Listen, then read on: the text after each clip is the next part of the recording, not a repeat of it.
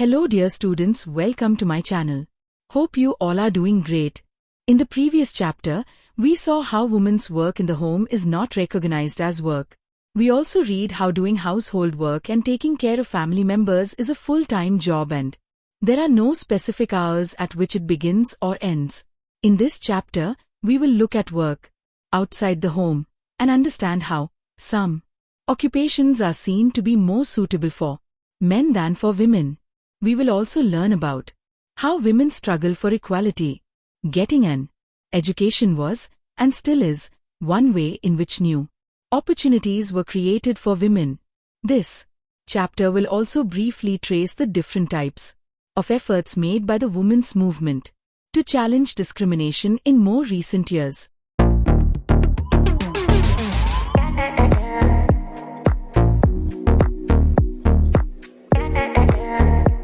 Let's dive deep into this. 83.6% of working women in India are engaged in agricultural work. Their work includes planting, weeding, harvesting and threshing. Yet, when we think of a farmer, we only think of a man.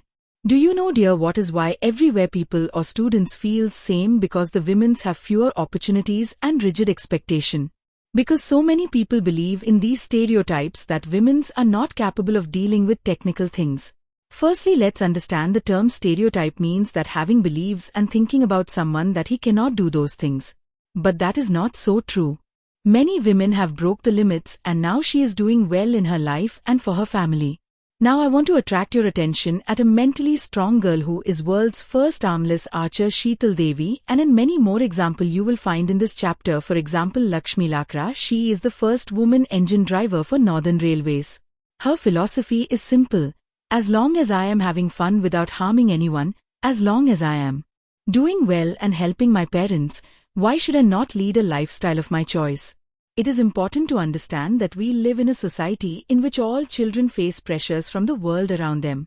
Sometimes, these come in the form of demands from adults. At other times, they can just be because of unfair teasing by our own friends. Boys are pressurized to think about getting a job that will pay a good salary. They are also teased and bullied if they do not behave like other boys. You may remember that in your class 6 book you have read about how boys at an early age are encouraged to not to cry in front of others. Let's come to the next slides. Here we will understand about some important example how the women has taken the command to change the thought process of the society towards the women. Let's read about Ramabai. She herself and with her daughter championed the cause of women's education. She never went to school but learned to read and write from her parents. She was given the title Pandita because she could read and write Sanskrit, which a remarkable achievement as women then were not allowed such knowledge. She went on to set up a mission in Khelgaon near Pune in 1898, where widows and poor women were encouraged not only to become literate but to be independent. They were taught a variety of skills from carpentry to running a printing press, and skills that are not usually taught to girls even today. Ramabai's mission is still active today. In the 19th century, many new ideas about education and learning emerged. Schools became more common and communities that had never learnt reading and writing started sending their children to school. But there was a lot of opposition to educating girls even then. Yet many women and men made efforts to open schools for girls. Women struggled to learn to read and write. Let us read about the experience of Raj Sundari Devi, 1800 to 1890, who was born in West Bengal some 200 years ago. At the age of 60, she wrote her autobiography in Bangla. Her book titled Amar Jiban. This is the first known autobiography written by an Indian woman.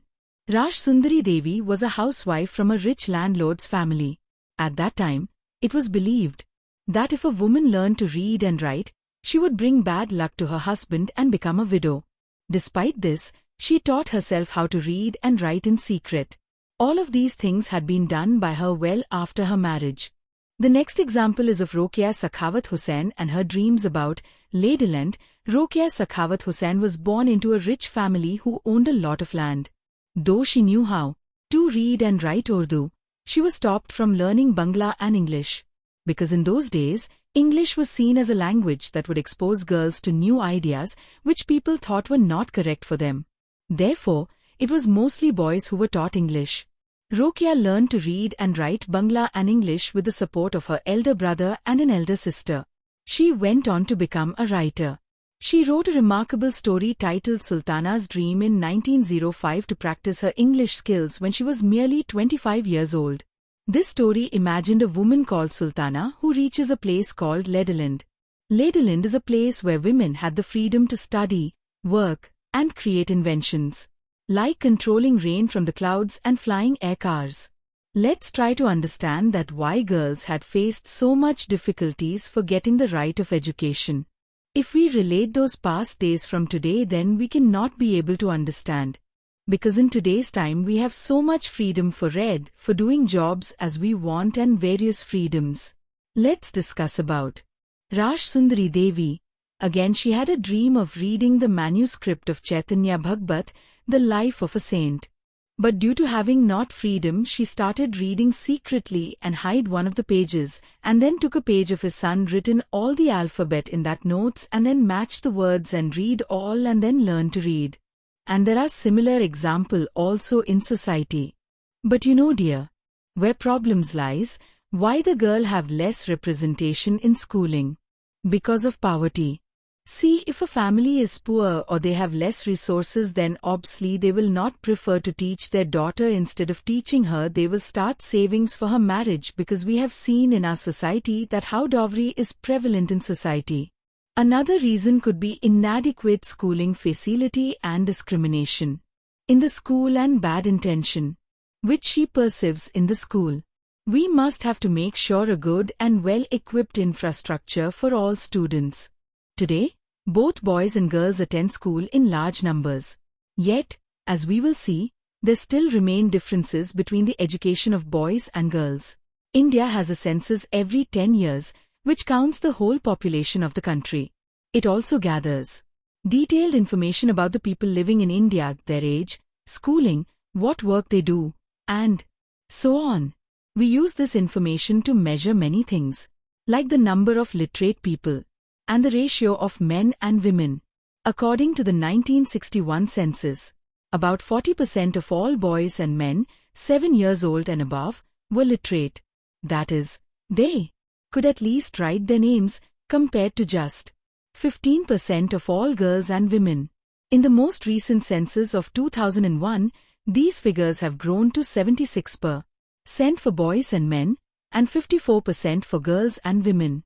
This means that the proportion of both men and women who are now able to read and have at least some amount of schooling has increased. But, as you can also see, the percentage of the male group is still higher than the female group. The gap has not gone away. Women and girls now have the right to study and go to school. There are other spheres like legal reform, violence and health, or where the situation of women and girls has improved. These changes have not happened automatically. Women individually and collectively have struggled to bring about these changes. This struggle is known as the women's movement. Individual women and women's organizations from different parts of the country are part of the movement. Many men support the women's movement as well. The diversity, passion, and efforts of those involved makes it a very vibrant movement. Different strategies have been used to spread awareness, fight discrimination and seek justice. Campaigns to fight discrimination and violence against women are an important part of the women's movement. Campaigns have also led to new laws being passed. A law was passed in 2006 to give women who face physical and mental violence within their homes, also called domestic violence, some legal protection. Similarly, efforts made by the women's movement led the Supreme Court to formulate guidelines in 1997 to protect women against sexual harassment at the workplace and within educational institutions. Raising awareness is an important part of the women's movement's work is to raise public awareness on women's rights issues. Their message has been spread through street plays, songs and public meetings. Protesting, it is also a method for the women's movement raises its voice when violations against women take place or, for example, when a law or policy acts against their interests. Public rallies and demonstrations are a very powerful way of drawing attention to injustices. Showing solidarity. The women's movement is also about showing solidarity with other women and causes. I have put the picture from our chapter about how a woman is voting for justice. She is Satyarani, an active member of the women's movement, sitting on the steps of the Supreme Court surrounded by legal files which has been gathered during the course of a long legal battle to see justice for her daughter who was murdered for dowry.